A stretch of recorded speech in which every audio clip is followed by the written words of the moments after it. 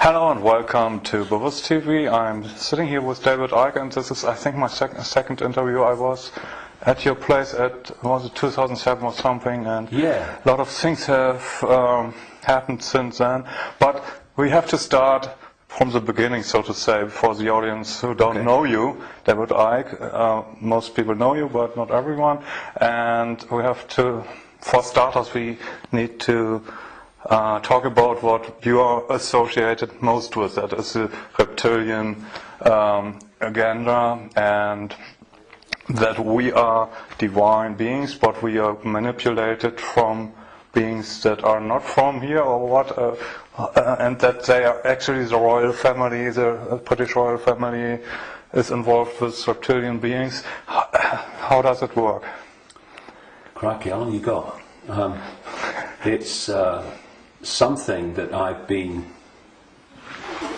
researching is a hardly applicable word in some ways, because to research means to look for, and you do that, of course you do, but after some extraordinary what people would call paranormal experiences in 1990 and 91, my life has become, since then, this synchronistic series of coincidences which have led me to, and even brought to me, really, people, personal experiences, documents, books, and all these different sources that have put information before me in a very coordinated way, like some hidden hand is passing information to you. And it's not just random information, it's information that very clearly, as it comes into my life, has a direction. It has a series of steps. So in the early 1990s, the information that was coming into my life was about the fact that there was a cabal that was manipulating human society and world events towards the goal of a Orwellian global state, in which there would be a world government dictating to every country. Countries would be dismantled and become regions of great power structures. The European Union is a classic. And what we're seeing now with the European Union is the next stage of breaking countries up by destroying them financially, and then centrally dictating financially and in terms of government. And that there was a plan for a global army to impose the will of the world government, a world central bank to impose the cabal's global financial structure and control, and that the plan was for every child at birth to be microchipped as a matter of course. Now that was kind of whoa enough as the information came, and of course with the passage of the years this has been confirmed more and more by the fact that it's happening. Then there was a phase in the mid to late 1990s when, while that other information continued, and has continued to this present day, another, if you like, parallel and connected series of synchronistic situations happened in my life which brought information to me, and this related to the fact that the network of families which go back to the ancient world that are behind this control system I've just described and its ambitions actually take a non-human form, a not just reptilian, though that seems to be the dominant one, but, and I moved on from that too and gone into other levels of it beyond that, but that there is a non-human force behind this attempt to lock down the world. And then from about 2002, 2003, right to the present day. All these continue, once they come into my life, these different areas, they continue together. That's why I work 12, 15 hours a day, keeping up with it. But this third phase, from about 2000, 2003, was the most important. Because without this, you can't really understand the rest. And that was about the nature of reality, the illusory nature of what we call physical reality, the fact that solidity is illusional, and that we live in a holographic, illusory physical reality, which is only one level of many multi-levels of this reality, which operates on a waveform level, vibrational level, it operates on an electrical level, it operates on a digital level, and it operates on the holographic level, which we in the conscious mind perceive as the world. And to appreciate that when I look through my eyes, another illusion funnily enough, which is why when people have near-death experiences, they leave the body and they're looking down on the body with the eyes, but they're still seeing. So, I mean, the scale of illusion in our so-called physical experience is extraordinary. I mean, and we've not got to the bottom of it yet. But it is that when I look through my eyes, shall we say, that people think that they're seeing everything there is to see in the space that I'm looking at. No, they're not. They're seeing a tiny band of frequency called visible light, which is so tiny it is ludicrous. And the rest of what exists in this universe, and even mainstream science would say this, although it's Stone Age science I would suggest, but even it sees this, that the overwhelming vast majority of what exists in this universe, in energy, matter, mass, whatever you want to call it, its different forms, we cannot see. And therefore, we are living, if you like, in like a holographic television channel. So,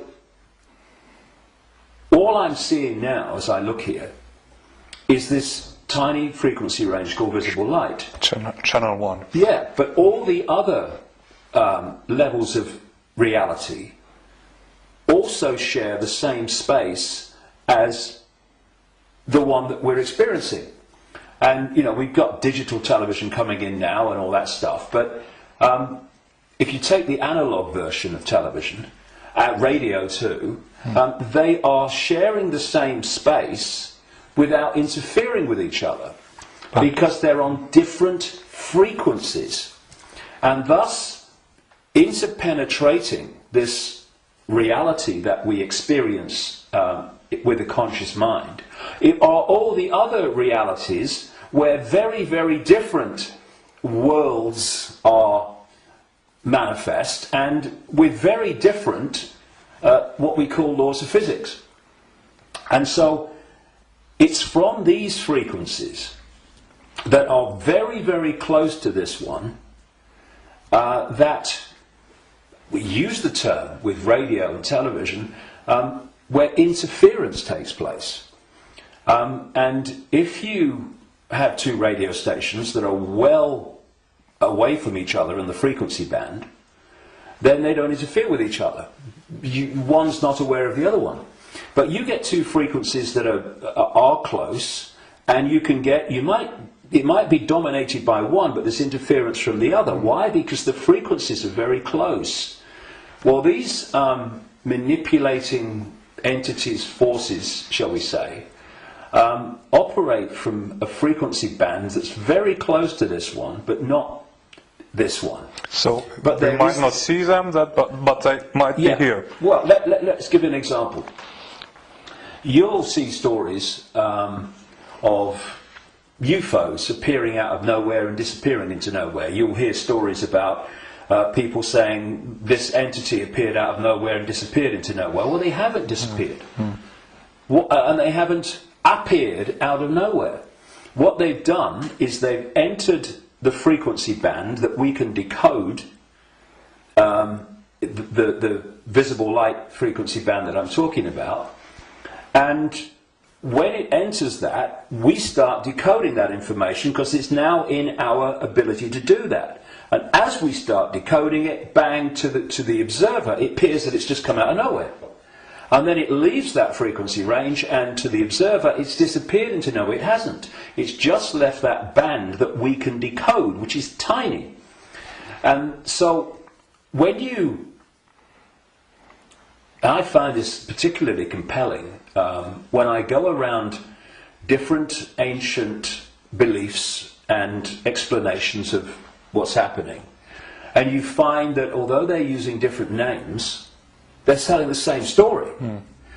For instance, there was a group of people, or shall we say a belief system, which goes back hundreds of years and has become known as Gnostic. This was the belief system of people that ran the Great Library of Alexandria with Hypatia, who was slaughtered by a mob inspired by the Roman Church, because that library carried information and knowledge that would have, as it circulated, demolished the Roman Church's version of everything. And it was challenging the Roman Church version of everything. And what's interesting is whenever you come across the Gnostics belief system expressing itself, you see it's followed by slaughter, suppression, and the destruction of that knowledge. So the Cathars in southern France were Gnostics in terms of their belief system. We'll go into what that belief system is in a second.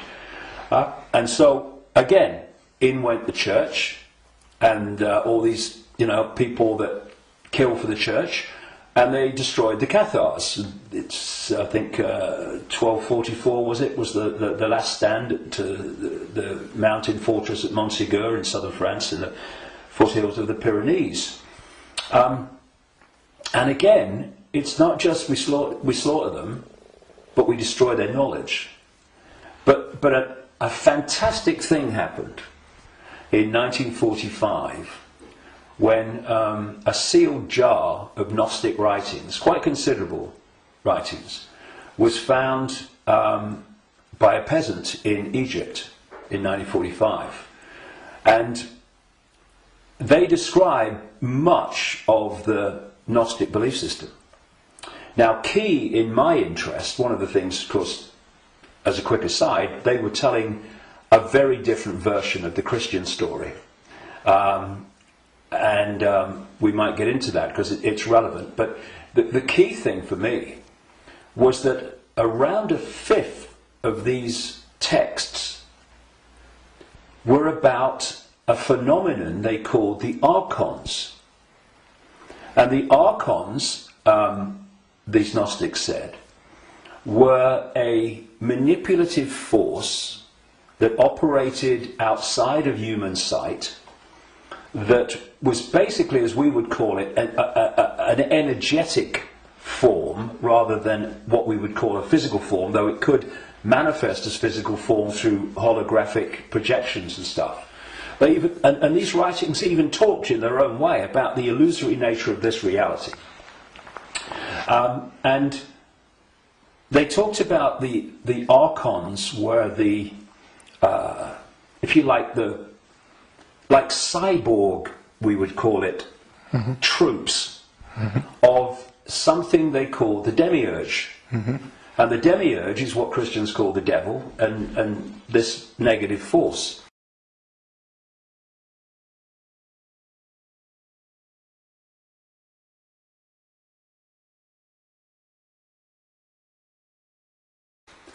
And what these writings said is that this reality that we're experiencing was not created by some divine force. It was created by the demiurge and the archons, and it was a fake reality. And that they manipulated by accessing the human psyche and manipulating humans' perception of reality. And there was some very, very interesting things that they said about the archons. And one was that they lacked the ability to express the creative force. I would put it like this. If you gave them a blank sheet of paper and said, create something like a reality, they couldn't do it. But what the Gnostic writings say is they're experts at taking something that already exists, like the reality before this hijack, as I would call it, the one we experience now, and twist it. They piggyback something already created and twist it. Something else, they said the Archons did. And you know, you're going back to something that's been estimated, I think around 400 AD, these writings were buried. And that is that the Archons parasite off everything. They parasite off human society in many, many different forms. And I read this stuff and I'm going, whoa, this is my own books over the years found in a jar in Egypt. Not all the detail of my books, but the basic themes, because it fitted totally. And then you go to the Islamic belief. And not just the Islamic belief, because this came from pre-Islamic Arabia originally. And that is the very considerable focus in Islam on energetic beings they call the jinn. And when you look at the jinn and you look at what the Gnostics said about the Archons, hallelujah, hello, they're the same thing. And then you go around other cultures and you see the same recurring theme. And so when you look then at human society,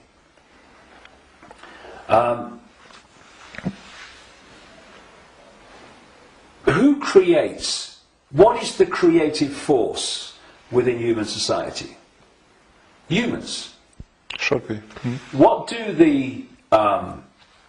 these families that I've been exposing all these years, what do? They piggyback off that creative force and manipulate it and direct it in a way that suits them. What do these network of families also do? They parasite off human effort, human labour, human energy, human creativity. The banking system, I rest my case. What is the global banking system except a structure totally focused on parasiting the energy and off the efforts of the human population? What is taxation in the way that it is today? It is parasiting of human efforts and human creativity. So what I also found interesting is that the Archons are described as we would say like cyborgs. They almost like, they're computer-like. And they serve this force they call the demiurge.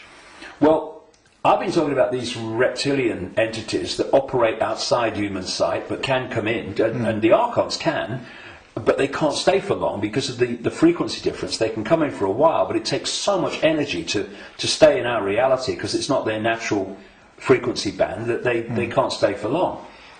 And what they've done, just a quick aside before I continue that thing about the reptilians, what they've done is they have created a network of bloodline families going way back to the ancient world, which represent their interests with invisible light because they can't come here and stay for very long. So these families, where their outer human form, if you like, is operating within the frequency band of visible light, they are the Archon representatives within human society. And this is why you get this network of families that sit on top of the banking system, the transnational corporation network, the media ownership level, top of science, top of the education system, top of the military, top of the global intelligence network. These are these families representing what the Gnostics called the archons. And I was just going to say a few minutes ago, when you look at how these archons are described, they're just like the reptilians that I've been writing about for years, in terms of their computer-like structured to the point of obsession society, which absolutely knows its hierarchical place. Every level knows its hierarchical place in it. And it's very robot-like and computer-like. It's not a flowing creative force. It's very structured. Boom, boom. And that's how the archons are described. They have no compassion, no yes, I mean, empathy. The only one time I've taken psychoactive drugs in my life was in 2003 in a rainforest in Brazil, when I took a rainforest potion called ayahuasca. And I went into, I had an amazing time. Some people have a bad time on it. And for 5 hours, this voice, so strong when I went into an altered state of perception, talked to me so loudly and so powerful about the illusory nature of reality for 5 hours. And when I came back, and because I had instant memory of all of it, when I came back and checked it all out, you could see very quickly that mainstream science, in all its different disciplines, has shown that what I was told that night is true, but because the disciplines are kept apart and are war with each other for funding and precedence, that the dots never get put together, because they're not meant to. We're not supposed to know what reality we are experiencing. It gives us too much power once we know. And this voice said to me at one point, about when he's talking about the computer-like nature of these manipulators, if you programmed a computer to abuse a child, would the computer have any problem with it? No. Why? Because it would just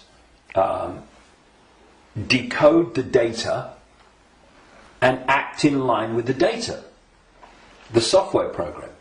And this reptilian force is very much like that. Very structured, very predictable. And interestingly,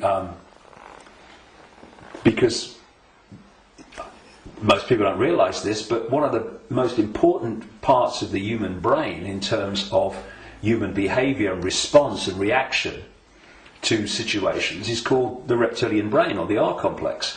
And when you look at the traits of the reptilian brain within the human brain, of course other parts of the brain balance that out, or should do, but when you have more reptilian genetics, those traits of the reptilian brain are obviously more extreme and more pronounced.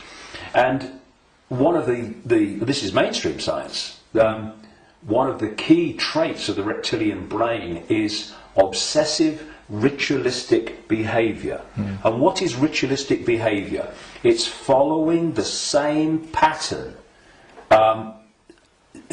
day after day, week after week, repeating repetitious behaviour. Now, this is robotic, and so you've got the reptilians described in those terms, the archons described in those terms, etc. And these forces are different expressions and names for the same thing. Now, one of the manifestations of this network of bloodlines that represent this archonic reptilian force within human society is the royal families going back to the ancient world, and the aristocratic families that surround them. Why? Because where did the idea that certain bloodlines should be king or queen of a people, and you have this hierarchy, because this is the other thing about reptilian genetics and the reptilian brain, it's obsessed with hierarchical structures of power. Look at our world. Look at the royal families and the aristocracy. It's absolutely rigid with hierarchy. Everyone knows their place. You're a viscount, you're a baron, you're a lord, you're a king, you're a prince, and all this stuff. This is the human expression, or the partly human expression, because they're hybrids, of the reptilian archon obsession with hierarchical structure manifested in our world. Because what they're doing is bringing that archonic reptilian reality into our world and making our world like theirs, more and more and more.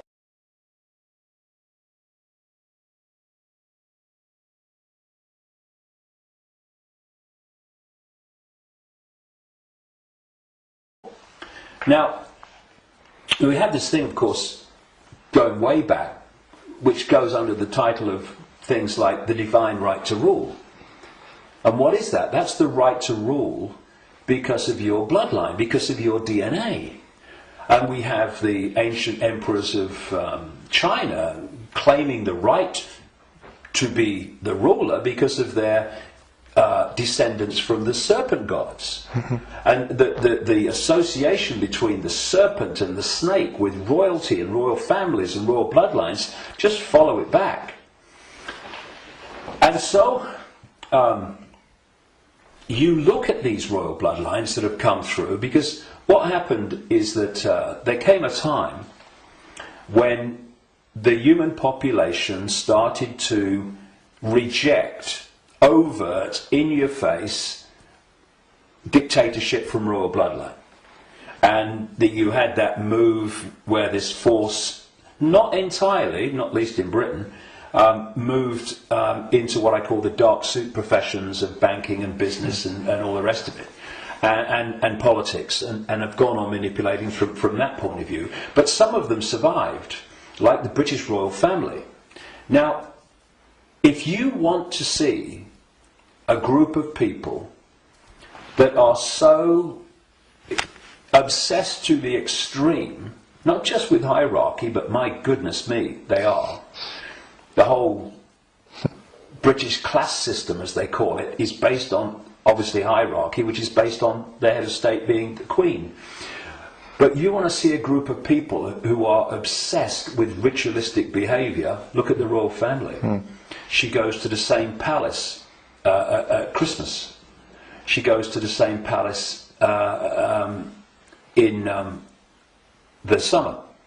She goes to the same palace in the spring, and so on. And if you look at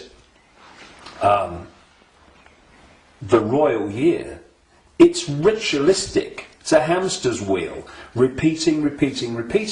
And then, and we've seen in the week that we're talking, 60 years, the Queen Elizabeth, 60th year on the throne, the Diamond Jubilee.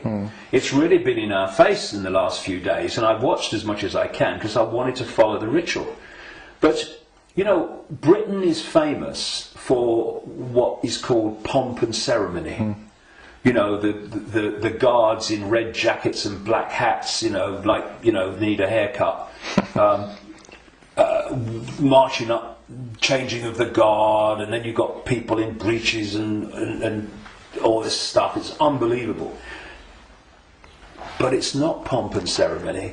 It is ritual, repeating ritual. So if, you know, I'm saying, and I've said for years and years and years, I've been saying it this week as this has unfolded, that the British royal family, and the royal families of Europe too, but the British royal family is an expression of this hybrid bloodline which represents these other dimensional forces within human society. And I've described how these other dimensional forces operate, their mentality, how they structured, and you look at the British royal family alone, and it's absolutely a mirror of the very traits that the Gnostics, etc., have spoken of in terms of this archonic other dimensional force. So, you know, it's very challenging, obviously, for people that have not researched this and not been through the experiences that I've been through in terms of things that I've seen and things that I've experienced and things that I've read and researched. And also because from cradle to grave we are given a certain version of reality. Boom! You know, education system, peer pressure, media, all the way through, to actually go and encompass the possibility of what I'm saying. But you know, it's like Gandhi said, even if you're in a minority of one, and I'm not anymore, far from it, but even if you're in a minority of one, the truth is still the truth. And it's not, it doesn't become an untruth because people can't find the capacity to see it's possible. It's just, you know, people say, that's impossible, that can't be done, that's crazy. But what are they doing? They're just looking at something from a certain point of observation. And if their point of observation has been just to take in the programming that's imposed upon us from the first moment we become conscious in this reality, then they'll see it in a certain way and they'll say that's crazy. But if you spend 22 years researching it, you're looking at it from a completely different point of observation, and to you it's blatantly bloody obvious. And it's bringing those two points of view together that's the challenge, because what is happening in the world and what's behind what is happening in the world is so massively different, fundamentally almost indescribably different to what we're told is happening, that's the chasm that is probably more than anything else the greatest defence vehicle that this conspiracy has. It is so extraordinary that people think it's not possible, and anyone that talks about it must be crazy. But it is changing. All right. On the other hand, I just wanted to ask that people waking up and people are coming to your lectures now to the thousands, and you have full halls, and you want to do a big event in the Wembley arena with probably thousands of people. So it's important, if you know all these things, that they're pretty frightening, that we are being manipulated for thousands of years. On the other hand, we are divine consciousness, you said, and we just have to change our perception. What can we do now that we know that we are being manipulated? How do we get out of it, and can we get out of it? Well, you have to go deep in the rabbit hole for this, and of course you're constantly going deeper or trying to go deeper, but see, there are many aspects to this. When again you scan the ancient world, including texts that came through to be things like Genesis and the Bible, there is another common thing, and that is that there was an interbreeding. I'm sure it was direct interbreeding, but interbreeding. There was genetic manipulation of the human form, and this is my view after 22 years of researching this and the information coming to me. Before this force hijacked our reality, humans were very different, and it's so different. I won't call them humans, I'll call them earth people. And they were a heart-centered society,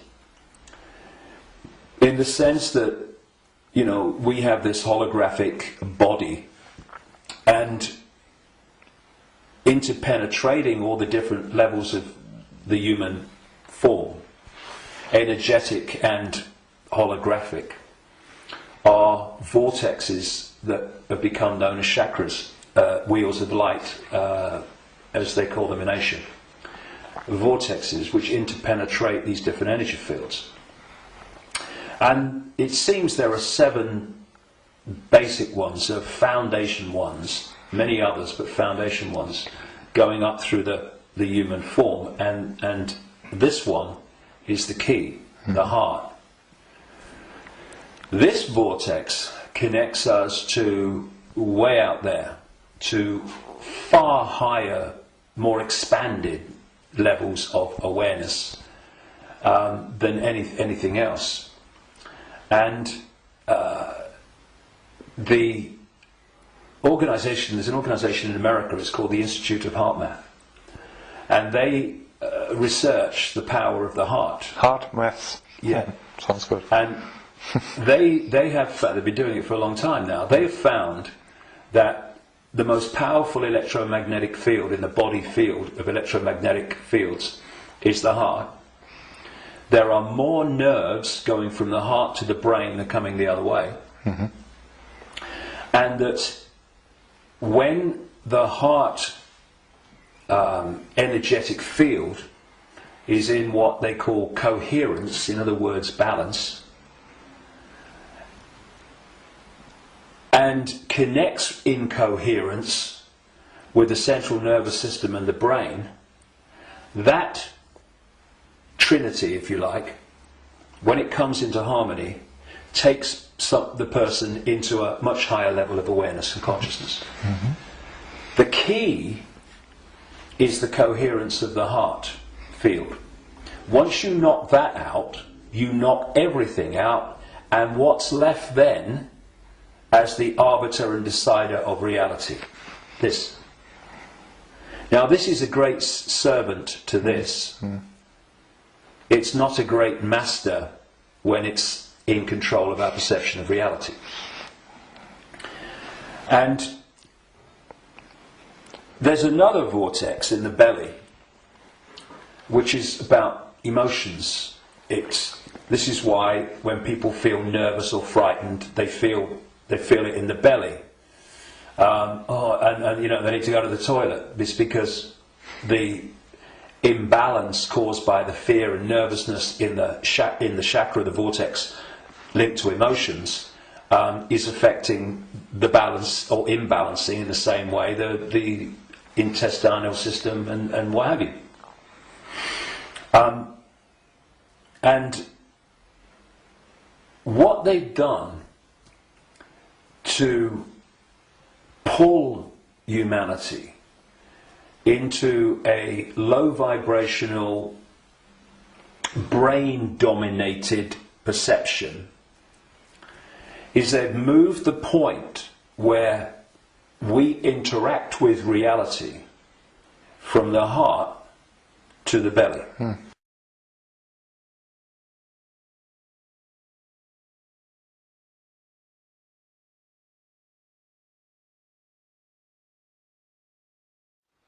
They've done it genetically because, as I said in my last book, Remember Who You Are, I'm saying that on the level of human DNA that they call junk DNA, which is anything up to 98% non-coding DNA, they call it junk DNA because they don't know what it does.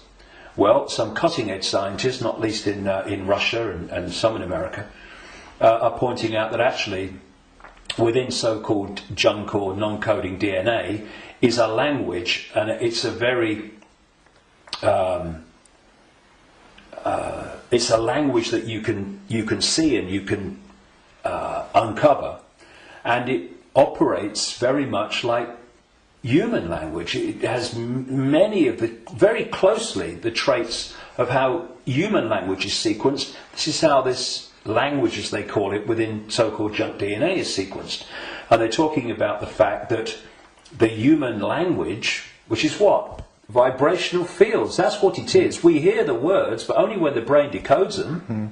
What's passing between me and you now is not the words and what people are hearing. What's passing between me and everybody is not words, it's a vibrational information field generated by my vocal cords. People are only hearing the words when they decode that information.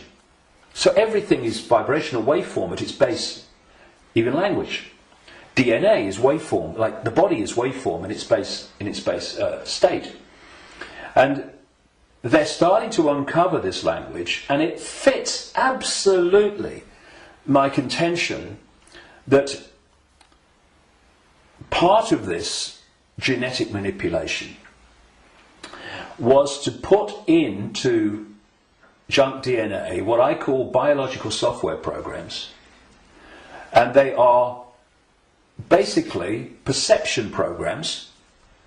So if you put a disk into a computer and the computer starts to read it, on the screen the computer's symbolic perception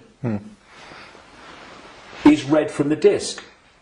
Well, what if we had biological software programs running through from junk DNA, this language they're finding, and we were reading them into a perception of reality? The other key side of this is that there are emotional biological software programs in there that are running all the time. And when you are reading those, then you are in the belly, because they're low vibrational software programs in terms of emotions, because they're all about fear and all the subdivisions of fear, like anxiety and frustration and depression and guilt, all these expressions, different expressions of fear. And if we do not open our minds, I call this the human body-mind computer, biological computer. If we don't open our minds and let the true self in, consciousness, then humans are operating literally in a closed system in which the DNA emotional and perception programs are running and not being challenged by a level of awareness that is beyond the program. So basically, people talk about the blind leading the blind. What humans are is the program leading the program. And it is my view, and this may be shocking to people, even some who've been along this road a bit. It's my view, after 22 years of putting this together, that the vast majority, at least, of humans have been going through entire lifetimes without having a single original thought or emotional response. Now, when you've got psychologists, I mean, Carl Jung, the Swiss psychiatrist, talked about this, but others too. When you've got psychologists that say that they can break down the human personality into 12 major archetypes and combinations of them, well, at the level of awareness, at the level of consciousness, at the level of the true self, we are infinite possibility within an infinite reality of infinite possibility. How on earth can you break down that into 12 major archetypes and combinations of them? It's ludicrous, you can't. But what can you do that to? Computer programs. And that's what we are. These archetypal personalities are actually software running, perception software running within junk DNA. Now, put all this together, and that has moved us from a heart-centered society, connected out into a greater level of reality. This is the innate intelligence. This is supposed to serve this, not be the governor of perception. That's why this knows and this thinks has to work it out. People don't go, my intuition thinks. No, my intuition, and we do this, don't we? My intuition just knows, because instinctively on a subconscious level we're going to that point of true knowledge, beyond knowledge. This is knowledge awareness. But what's happened is our point of interacting has gone from the heart-centered society, and if you're coming from this, and this innate awareness, this innate knowing, this innate understanding that everything is connected to everything else, then you manifest from that a completely different society to the one that we have. What's the one that we have? They've moved it into the belly. Humans now, gold. I've got a cough. It's not the cough that carries you off, it's the coughing that carry you off it. Now, they've moved it into a belly society. Where does human response come from, overwhelmingly, to events that we face? The emotions. It's an emotional response. It's an emotional reaction. It's not a heart reaction, overwhelmingly, though of course it does happen. It's an emotional reaction. You know, this mass manipulation technique that I called a long time ago problem, reaction, solution, where they create the problem covertly, tell the people through an unquestioning mainstream media the version of the problem they want people to believe, and then they get the reaction from the people, do something, something must be done, and then they who have covertly created the problem got that reaction, do something, then at stage 3 openly offer the solution to the problems that they have created, which gives them the excuse to change society and advance the agenda that they're following. Now, it's not problem, go into the heart, look at it from the innate intelligence of the heart. It's not even problem, have a think about it, do a bit of research, see what you think. It's problem, reaction, solution. It's the manipulation of an emotional response, an emotional reaction. And what they're doing all the time is manipulating an emotional response to get support or to justify what they're doing. So, for instance, they'll tell you that Gaddafi was killing his own people and what have you, because they're looking for an emotional response. Oh no, we've got to stop him killing his own people. What they don't tell you, of course, is that the rebels were actually put in there, funded and armed by the NATO alliance to cause the problem. And then when Gaddafi's troops start reacting to what they're doing, shooting back at being shot at, then suddenly, oh, look, Gaddafi's killing his own people. Reaction, oh yeah, we've got to stop it. So this is happening all the time. You know, 9/11, ooh, that was, look at 9/11. And those horrific pictures and the towers coming down. Did that take us to here? No, it took people here. And from this gut, what would you say? Gut reaction. You know how many, people say, what does your heart tell you? What does your heart tell you? Right? But how many times, instead of going, what does your heart tell you? What do we say? What does your gut tell you?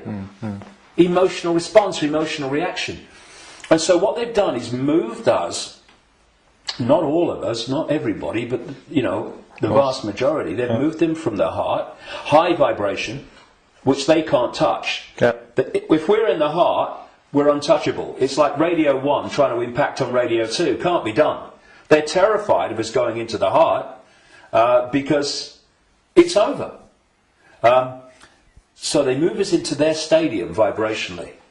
Because not only do they manipulate human response through emotion, they feed off human low vibrational emotional energy.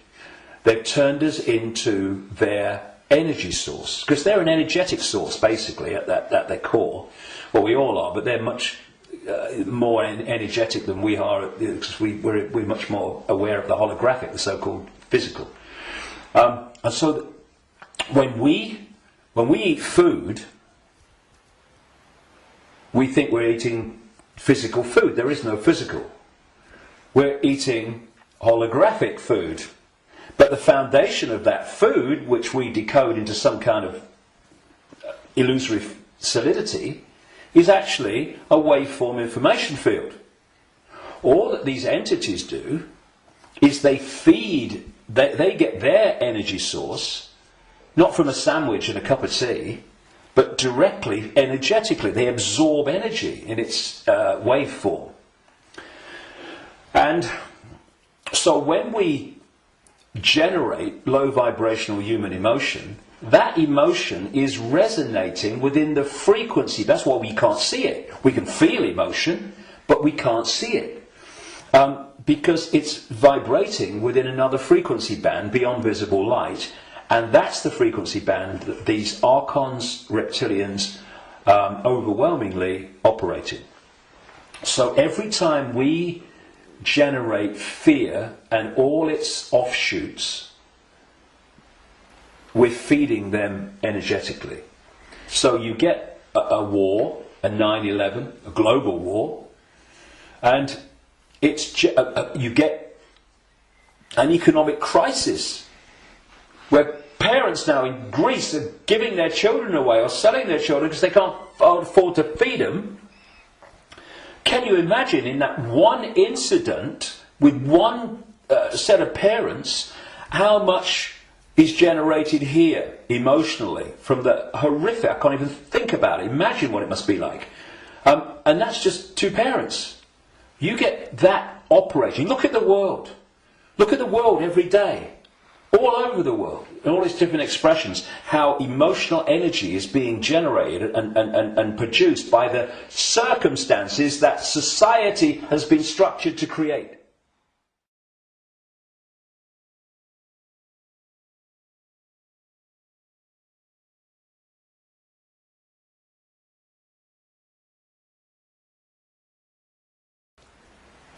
It's an orgy of energetic vampiring.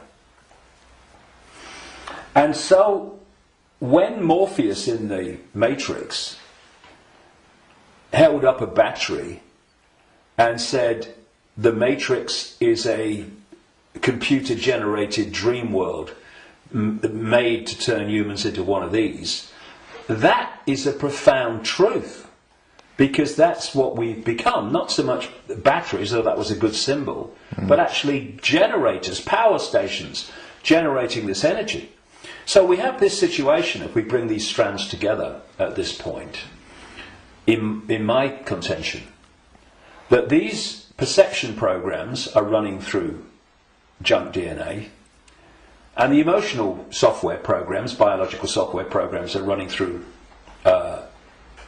non-coding junk DNA.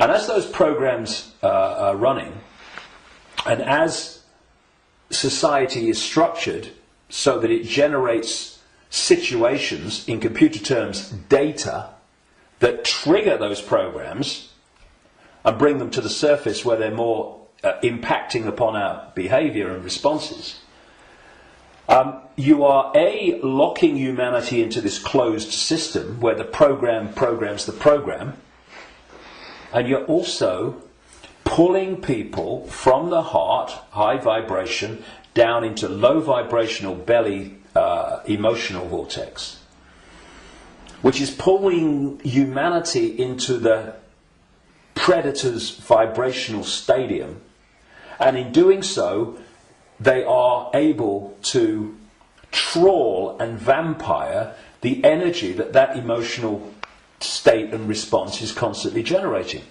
Now, I've talked for a long time from your question, what can we do? Because that background, I suggest, was fundamentally necessary.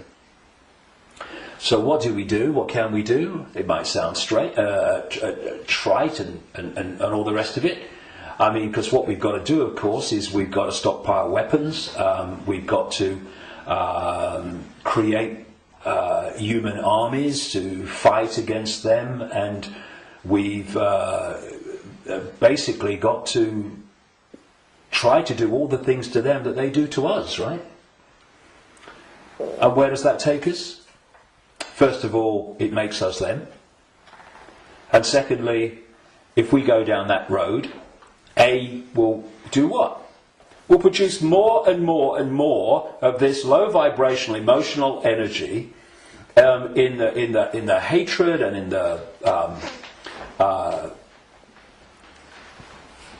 the anger that we produce. And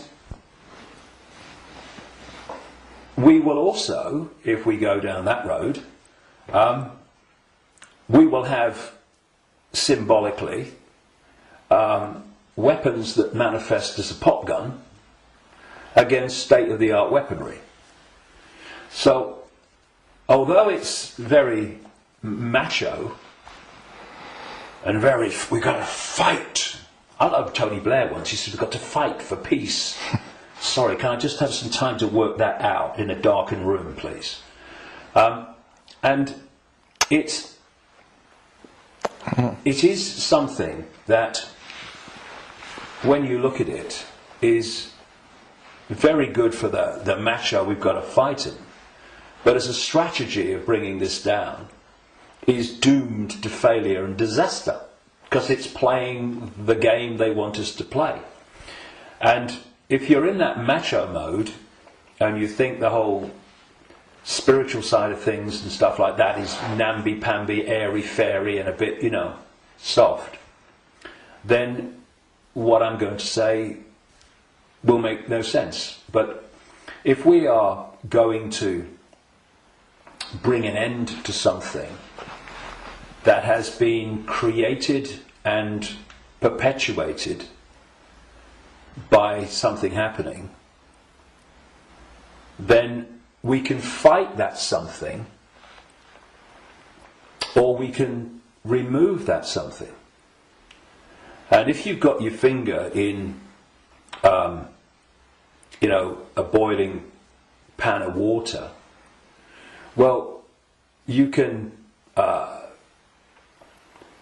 turn the gas off, or you can literally take your finger out. In other words, instead of finding a solution to the problem, turning the gas off, not really a solution, your finger's still in there, you remove the cause of the problem. The cause of your problem burning in the water is because your finger's in the frickin' water. So remove it. Done. And if you look at any situation that we want to change, you will always find that removing what has caused the problem is always far more effective than finding a solution to the problem that you've caused. And so, we have this control system, we have this constant and gathering, expanding imposition and dismantling of people's lives financially in all these different ways. And we can say the solution is to fight the system and get out on the streets and fight and all this stuff. Or we can say, what has caused this reality that we are experiencing? So why not remove the cause of the problem? And this is not about fighting. It's not about macho man responses. It's not about shouting loud. It's about changing the way that we interact with reality. And in doing so, stepping out of the influence of the programs that have been running human perception and emotional response throughout known human history, and are creating the world that we live in. Because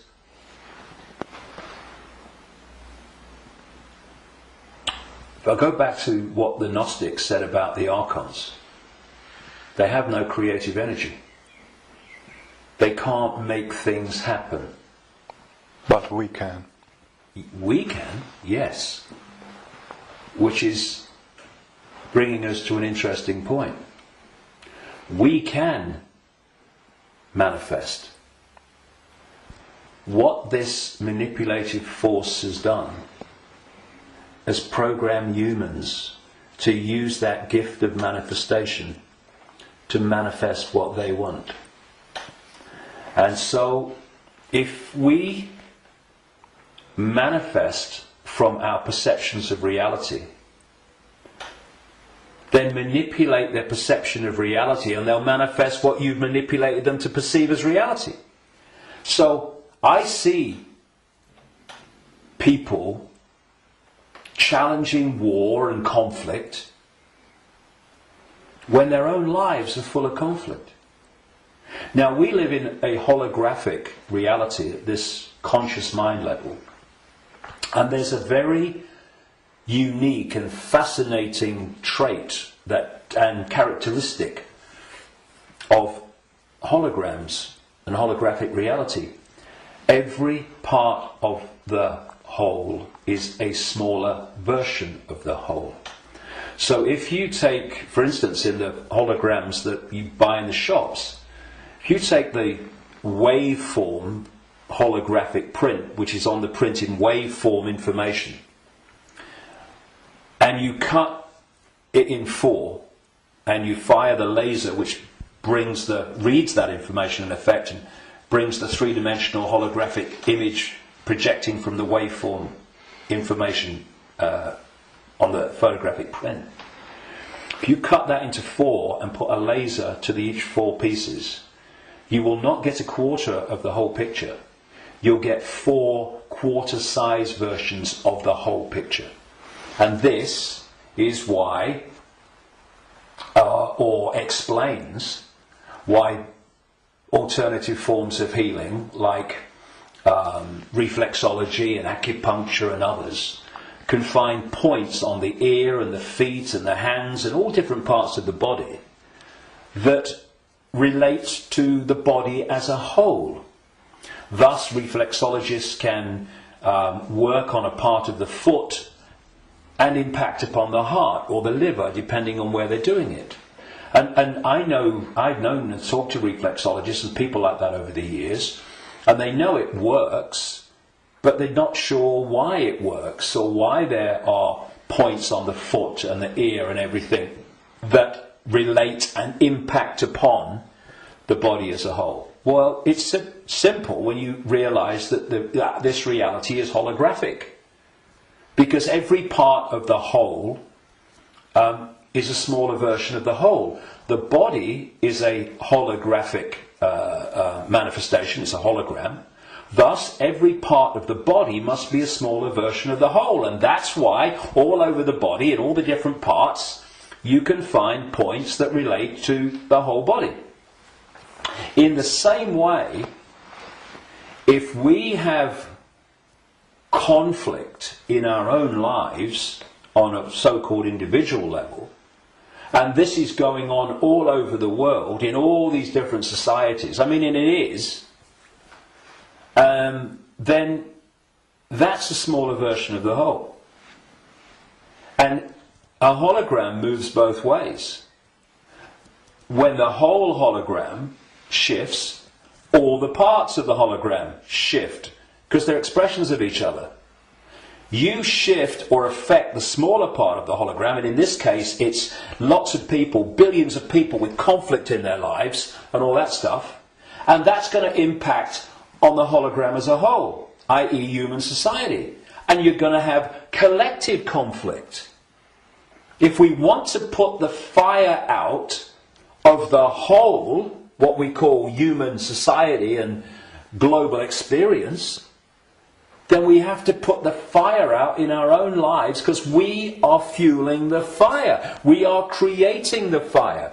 This is why they want conflict and disruption at all levels of society, because they know that they're constantly impacting upon each other.